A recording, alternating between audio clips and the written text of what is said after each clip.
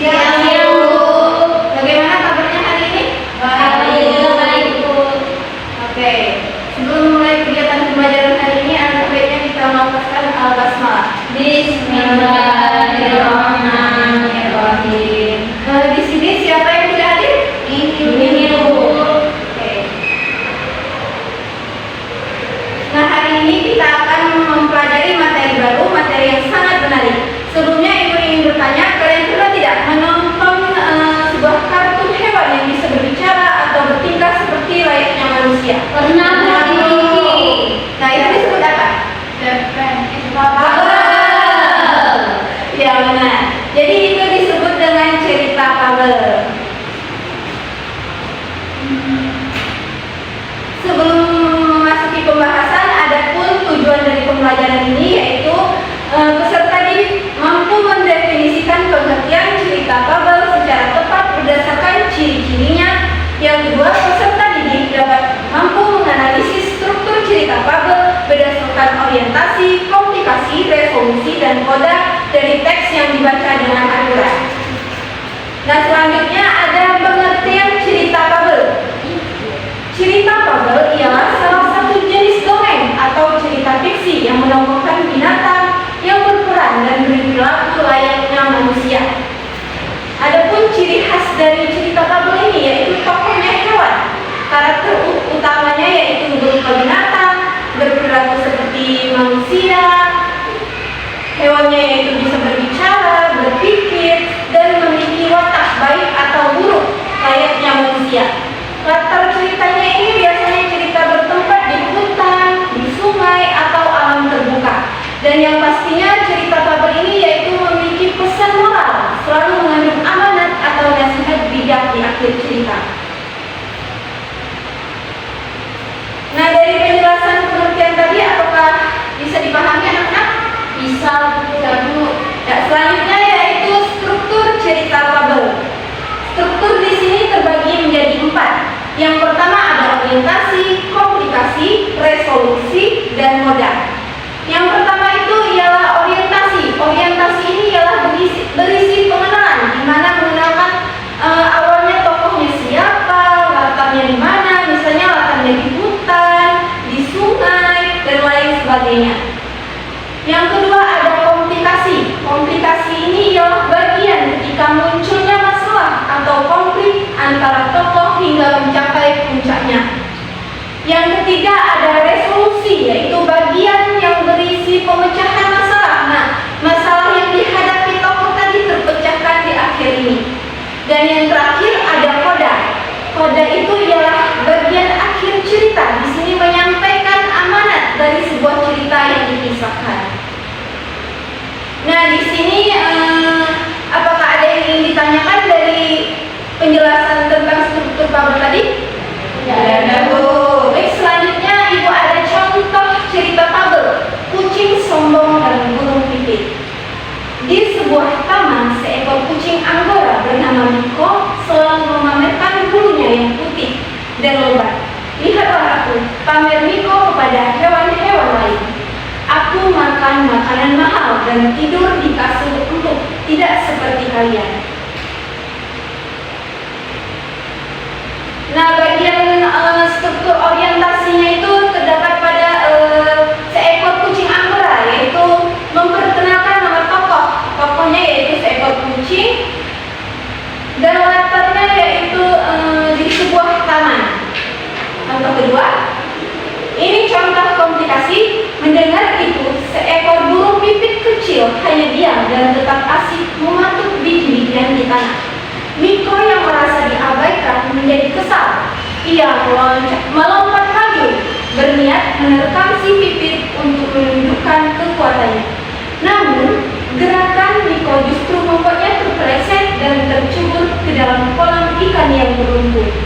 Bulu putihnya yang indah seketika basah kuyup, hitam dan berbau busuk.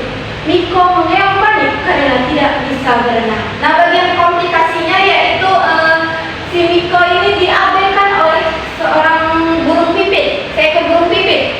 Namun dia hendak menerkam si pipit, tetapi terpeleset dan tercebur ke dalam kolam ikan. Namun dia tidak bisa berenang. Contoh selanjutnya, ini adalah contoh dari struktur resolusi. Melihat hal itu, si burung pipit segera terbang mencari ranting pohon yang cukup panjang, lalu menjatuhkannya di dekat Niko agar kucing itu bisa berpegangan dan merangkak naik ke tepi kolam. Niko pun selamat. Sambil menggigil kesayuan dan malu, ia menunduk di hadapan si Pipit. Maafkan aku Pipit, aku sudah sombong padamu, padahal fisikku ini tidak ada gunanya saat aku kesulitan, ucap Niko menyesal. Nah, bagian resolusinya ini ialah si burung Pipit ini terbang mencari ranting pohon untuk membantu Niko yang tidak bisa berenang tadi. Contoh selanjutnya. Nah, yang terakhir itu ada koda. Koda itu ialah pesan moral. Nah, pesan moral dari cerita tadi ialah jangan suka merendahkan orang lain hanya karena merasa diri kita memiliki kelebihan. Ingatlah bahwa setiap makhluk memiliki kekurangannya masing-masing dan kesombongan hanya akan membawa petaka. Nah, dari penjelasan Ibu tadi, apakah ada yang ingin ditanyakan? Tidak ada, Bu. Tidak ada. Baik, jika tidak ada, di sini Ibu akan memberi kalian tugas. Tugasnya yaitu berkelompok. Satu kelompok terdiri dari 2 orang.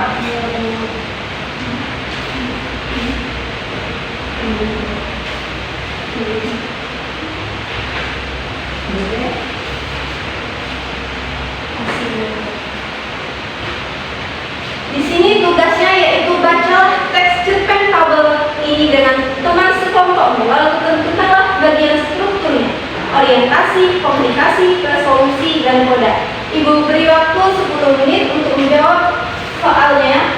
Baik, Ibu. Nah, jika belum ada yang paham boleh ditanyakan.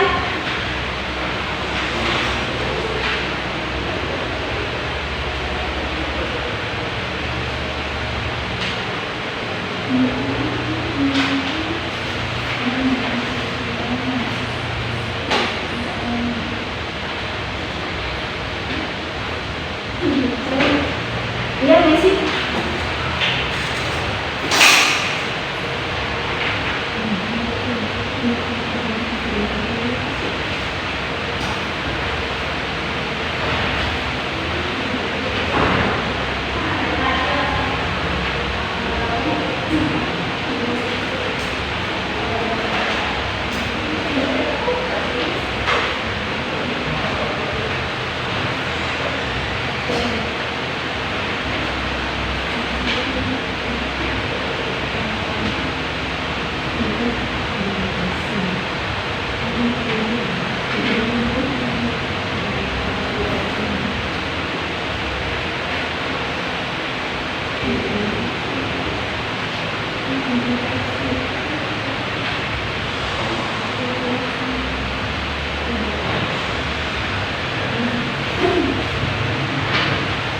Baik, anak-anak, apakah sudah selesai?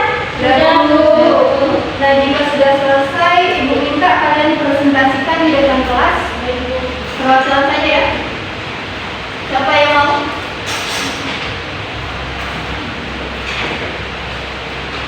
Baik, di sini saya akan mempresentasikan hasil jawaban kelompok kami pada soal baca teks cerpen ini dengan teman sekelompokmu, lalu tentukan bagian orientasi, komunikasi, resolusi, dan koda dengan judul jerapah yang angkuh dan sismu. Pada bagian orientasi ada pada paragraf ketiga, di sebuah padang rumput yang luas, hiduplah seekor jerapah bernama Jani. Jani sangat bangga dengan lehernya yang panjang dan badannya yang tinggi. Setiap kali berjalan melewati hewan-hewan kecil, ia selalu membusungkan dada. Hei, lihatlah aku bisa melihat seluruh dunia dari sini. Sedangkan kalian hanya bisa melihat rumput dan tanah. Ejek Jani pada sekelompok semut yang dipimpin oleh diri. Bagian komunikasinya, suatu sore Jani sedang asik memakan ujung daun muda di sebuah pohon yang cukup rimbun. Karena terlalu fokus melihat ke atas, ia tidak memperhatikan langkah kakinya di bawah. Tiba-tiba, prak! Jani tersadung dan terjatuh dengan keras. Aduh, tolong, kakiku terjepit di sela-sela akar pohon yang besar ini, teriak Jani dengan panik. Lalu ia mencoba menarik kakinya, tetapi tubuhnya yang tinggi besar justru membuatnya kehilangan keseimbangan. Di bawah, sekelompok semut melihat kejadian itu. Riri memimpin teman-teman yang belum menggali tanah di sebuah apartemen tersebut dan menggigit serat-serat kayu yang rapuh hingga melonggar. Bagian resolusi ada pada berkat kerja keras Riri dan teman-temannya agar pohon itu akhirnya melonggar dan kaki Dani bisa terbebas.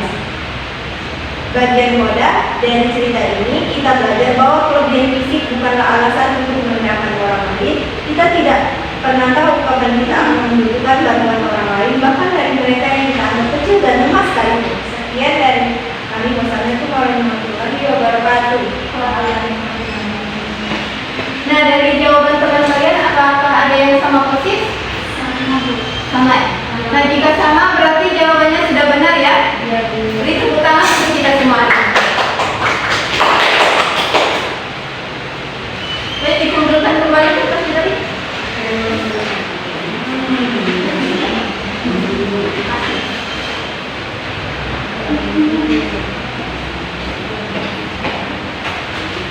Ibu rasa pembelajaran hari ini kita cukupkan. Kesimpulannya yaitu cerpen ini ialah karya yang sangat menarik. Di dalamnya menceritakan sebuah tokoh yang tokohnya yaitu tokoh hewan yang memiliki perilaku seperti manusia, mulai dari berbicara, tindakan, dan juga cara berpikirnya. Mungkin Ibu selesaikan pembelajaran hari ini dengan melepaskan alhamdulillah. Alhamdulillahirrahmanirrahim. Ibu akhiri, wassalamualaikum warahmatullahi wabarakatuh. Waalaikumsalam warahmatullahi wabarakatuh. Terima kasih ya. Selamat